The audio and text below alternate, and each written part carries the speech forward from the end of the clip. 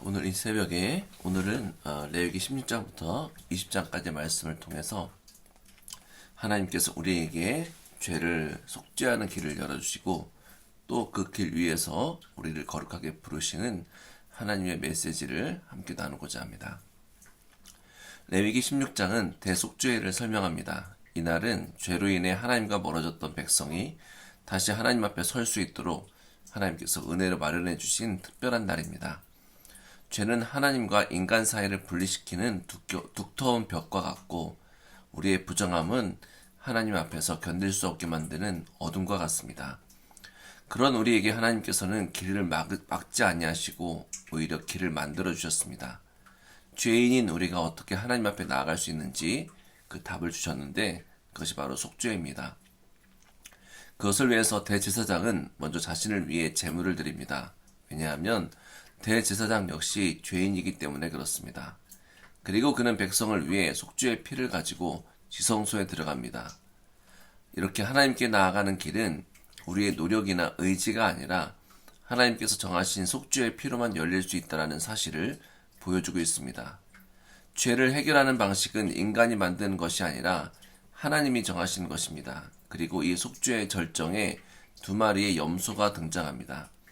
한 마리는 죽어서 피로 속죄를 이루고 다른 한 마리는 백성의 죄를 짊어지고 광야로 사라지게 됩니다.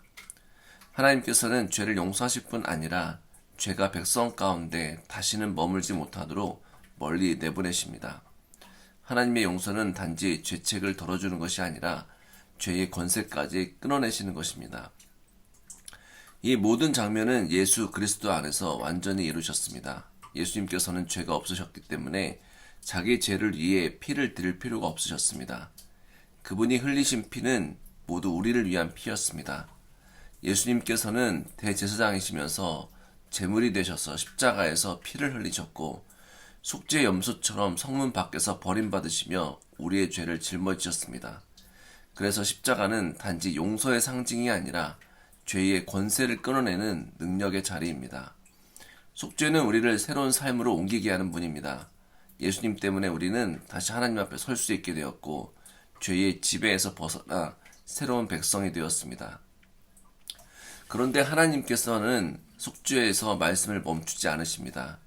레위기 16장에서 죄를 처리해 주신 뒤에 바로 이어지는 17장부터 20장까지 하나님께서는 너희 속죄받은 너희가 어떠한 삶으로 응답할 것인가 라는 그런 말씀으로 우리를 인도하십니다.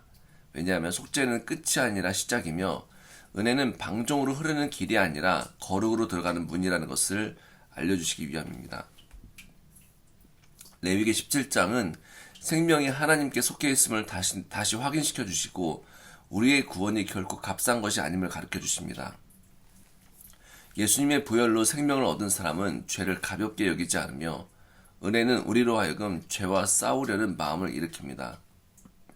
레위기 18장부터 20장은 성적인 순결과 우상 숭배 금지 등의 삶의 깊은 영역까지 거룩을 요구하고 있습니다.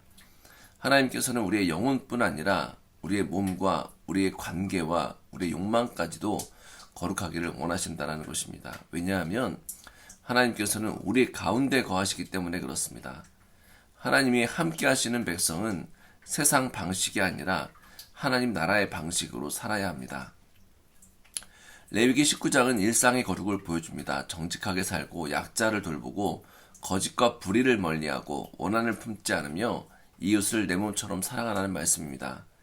하나님과의 관계가 회복되었다면 반드시 이웃과의 관계도 새로워져야 합니다. 속죄로 하나님과의 관계가 회복되었다면 거룩으로 이웃과의 관계가 회복되어야 합니다. 속죄는 하나님께로 향하게 하고 거룩은 이웃을 향하게 합니다. 이렇게 레위기 16장부터 20장까지는 한 메시지로 자연스럽게 이어집니다. 하나님께서는 속죄로 우리를 살리시고 그 속죄가 열어주신 길 위에서 거룩으로 응답하며 살라고 부르십니다. 속죄는 거룩의 시작이고 거룩은 속죄받은 사람이 자연스럽게 맺어야 할 열매라는 것입니다. 우리는 더 이상 죄의 종이 아니라 하나님의 사랑받는 자녀입니다. 그래서 거룩한 삶은 율법주의적 부담이 아니라 속죄의 은혜에 대한 사랑의 응답입니다. 하나님이 나를 먼저 사랑하셨기에 나는 이제 그 사랑으로 거룩하게 살고 싶은 것입니다. 오늘 이 새벽에 우리는 하나님께 이렇게 고백하며 기도해야 합니다. 주님, 제 죄를 처리해 주신 것에 너무나 감사드리며 그 은혜에 감사드립니다. 주님, 제 죄가 다시는 제 삶을 지배하지 못하도록 하신 것에 대해서 감사드립니다. 나에게 속죄의 길을 열어주신 그 놀라운 은혜에 감사드리며 제 속죄의 길 위에서 거룩하게 살게 이끌어주심을 감사드립니다. 주님, 제가 죄와 타협하지 않게 하여 주시고 하나님께서 기뻐하시는 삶으로 응답하게 하옵소서 하고 우리 간절히 부르짖어야 합니다. 왜냐하면 우리가 일상을 살아갈 때에 우리의 거룩을 하나님께서 이루시기 위해서는 우리가 하나님과의 깊은 관계 속으로 들어가야 하기 때문에 그렇습니다. 우리가 죄 가운데 아직도 떠나지 못하고 있다면 하나님께 부르짖어서 우리의 모습과 생각이 다시 한번 주님께 돌아가야 됩니다. 하나님 앞에 부르짖고 하나님의 임재가 우리 가운데 나타나도록 매일매일 주님 앞에서 부르짖고 믿음으로 고백하며 우리의 삶을 이끌어달라고 하나님께 기도하는 귀한 아침이 되시길 바랍니다. 그래서 매일매일이 거룩의 열매로 주님 앞에 나아가는 귀한 상속의 성도님들 되시기를 간절히 소망합니다. 기도하겠습니다. 살아계신 하나님 감사드립니다. 하나님께서는 한 사람 한 사람 하나님의 뜻을 위하여 모든 사람을 속죄해 주셨고 특별히 예수 그리스도의 피로 인해 우리를 속죄해 주셔서 이제는 우리가 주님 앞에 거룩한 인생으로 살게 하여 주셨습니다. 원래 죄가 많은 사람들이었고 우리 마음속에 너무나 더러운 것들이 많은 우리였지만은 그런 우리를 깨끗하게 정결케 하여 주셔서 이제는 하나님께서 우리를 깨끗게 하심으로 다시 한번 주님의 정결한 백성이요 거룩한 백성이 되게 하심을 감사드립니다.